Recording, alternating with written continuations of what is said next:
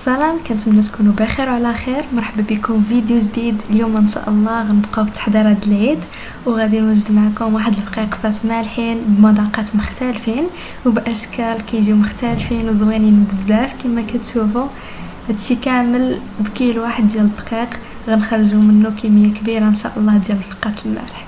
بلا ما نطول عليكم دوزوا المقادير وطريقه التحضير.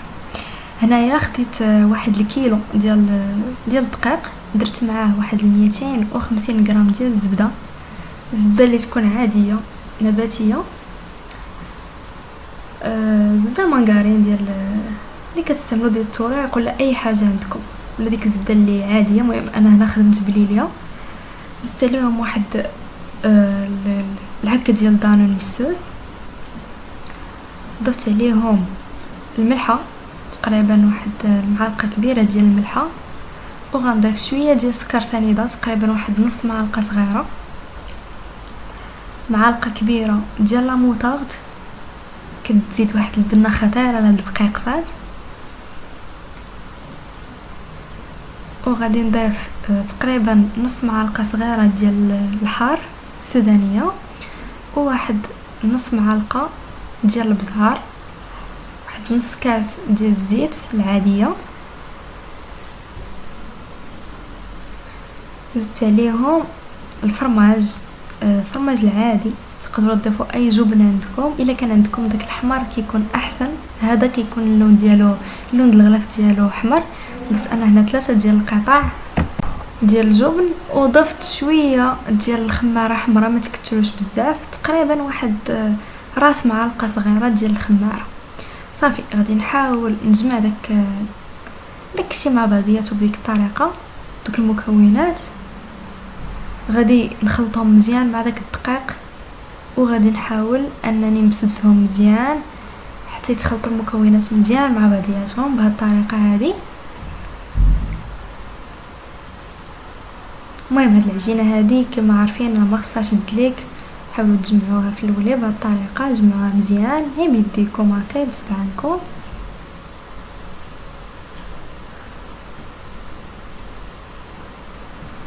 صافي هنايا مور ما خلطتها مزيان بهذه الطريقه هذه، وداكشي بدا كينسجم ليا مع بعضياتو. نتوما كما كتشوفوا حاولوا تبسبسوها مزيان باش ديك الزبده تلبس لينا في الدقيق، ودوك المكونات كاملين يتخلطوا مع الدقيق بحال هكا. صافي هنا غادي نضيف واحد شويه ديال الخل، واحد المقيطه باش كتعطي شويه الهشاشه لهاد العجينه هذه. وغادي نبدا نجمع الخليط ديالي بالماء اللي يكون عادي ما بارد ديال الروبيني.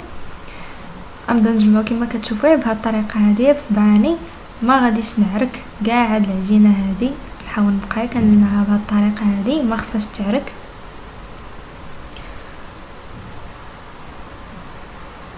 صافي كما كتشوفوا غنبقى نجمع مزيان.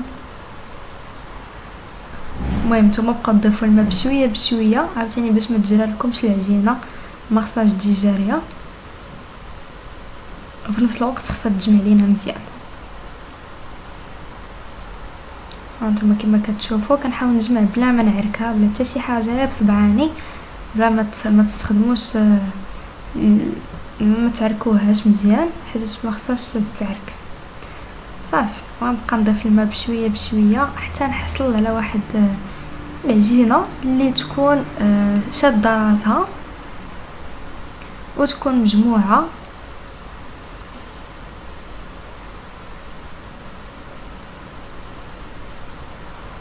صافي بهذه الطريقه غير كنحسوا بها تجمعات لينا العجينه. صافي كنحاولوا ندخلوها مزيان بعضياتها بحال هكا.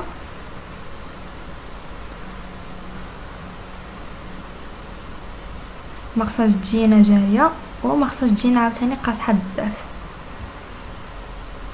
هانتوما كما كتشوفوا صافي انا جمعتها مزيان. دابا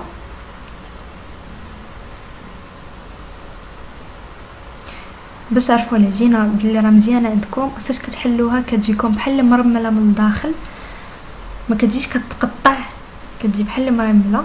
صافي ديك الساعه كتكون العجينه راه هي هذيك. صافي هنايا غادي نحاول نشكل العجينه ديالي على 3 ديال الاشكال. المهم نتوما على حساب شحال ما بغيتو ديروا شكل واحد، بغيتو ديروا جوج، نتوما اللي بغيتو ديروا. انا هنا غندير 3 ديال الاشكال و3 ديال المذاقات اللي مختلفين. الشكل الاول غادي نحك فيه الجبن الاحمر، الفرماج الاحمر. انا حكيت تقريبا واحد 100 غرام ديال الفرماج. يعني الشكل الاول غيجيني المذاق ديالو طاغي عليه المذاق ديال الجبن. صافي وغادي نحاول نلبس ديك العجينه ديالي بديك الفرماج، نحاول نخلطو مزيان بديك العجينه.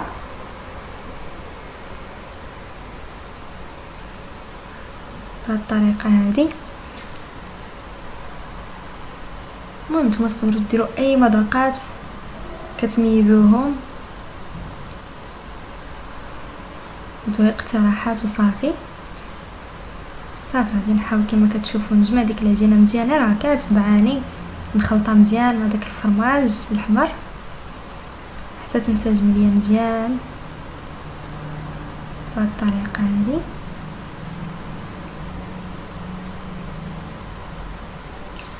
حاولوا تدخلوه مزيان فيها حيتاش باش ما تجيكمش بلاصه فيها الفرماج وبلاصه لا.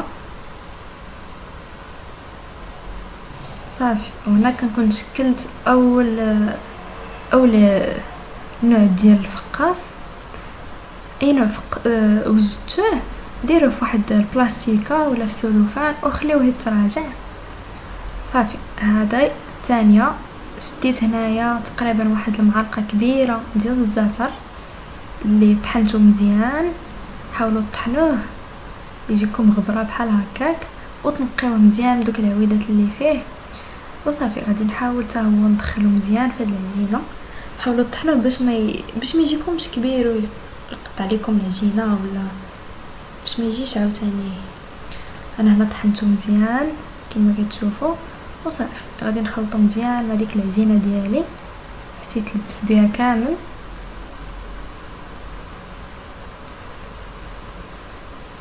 بهذه الطريقه هذه. نوع واحد غنديروه بالجبن والنوع الثاني غادي نديروه بالزعتر والثالث غادي نديروه بالهريسه ولا موطارد. صافي كما كتشوفوا معايا اي حاجه درتها كنجمعها في واحد البلاستيكه باش نخليها ترتاح، حيت هاد لاباط هادي ما كل ما ارتاحت معانا كل ما كنقدروا نخدموا بها مزيان وما كتعذبناش في الطليق وفي الخدمه. بالنسبه لاخر اخر بول ديال العجينه غادي نخليها هكاك حيت غندير فيها الهريسه، يعني غنخليها هكاك غنجمعها ترتاح معايا. صافي بيد ما ترتاح تقريبا واحد نص ساعه ولا حتى ساعه ديال المكانه غادي نشد كل وحده فيهم وغادي نطلقها بهذه الطريقه. هنا غادي نبدا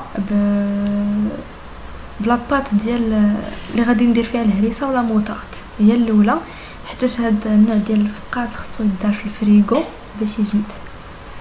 هو الاول غادي نبدا به.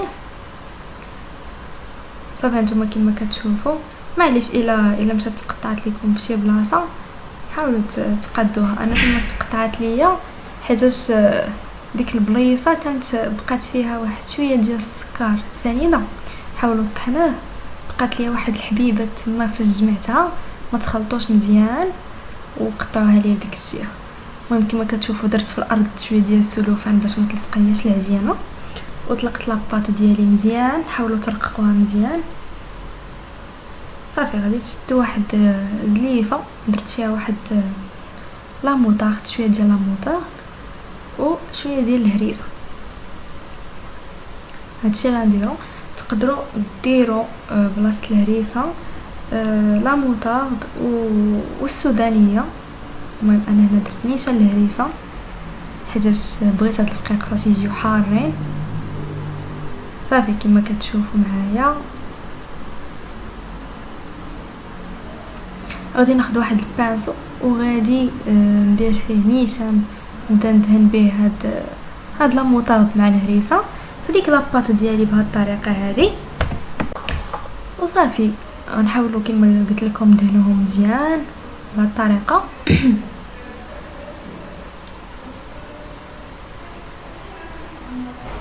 حاولوا تدهنوا الجوانب كاملين.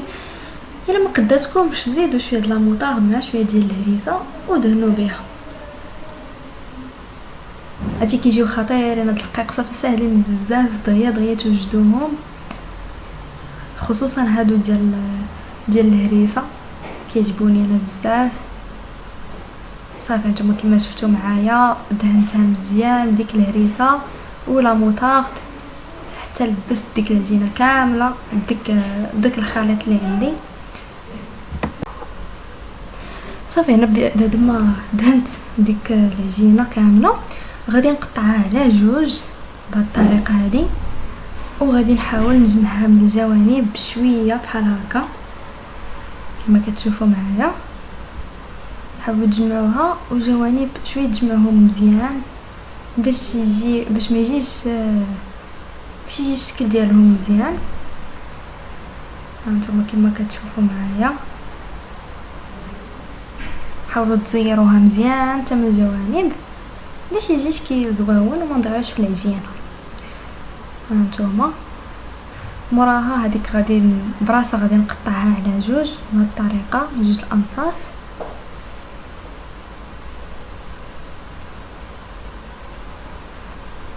بحال هكا حاولوا تقادوهم بيديكم الا جات بلاصه غليظه على بلاصه.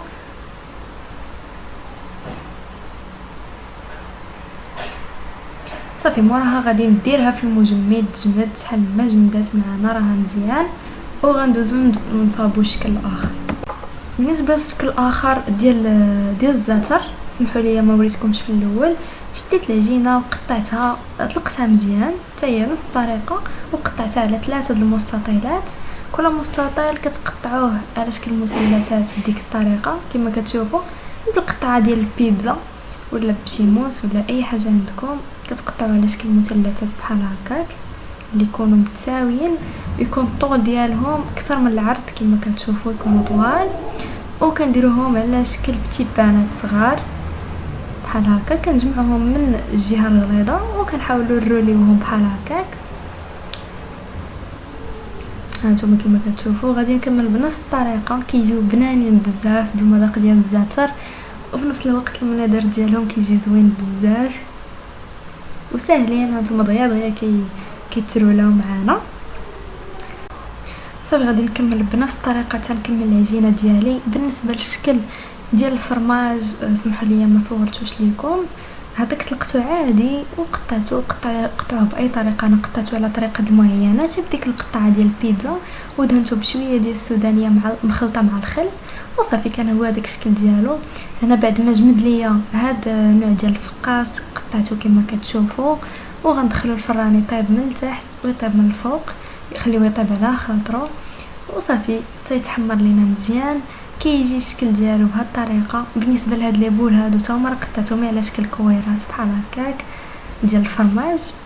وكنتمنى يعجبكم الفيديو ديال اليوم، ونتلاقاو في فيديو جديد ان شاء الله.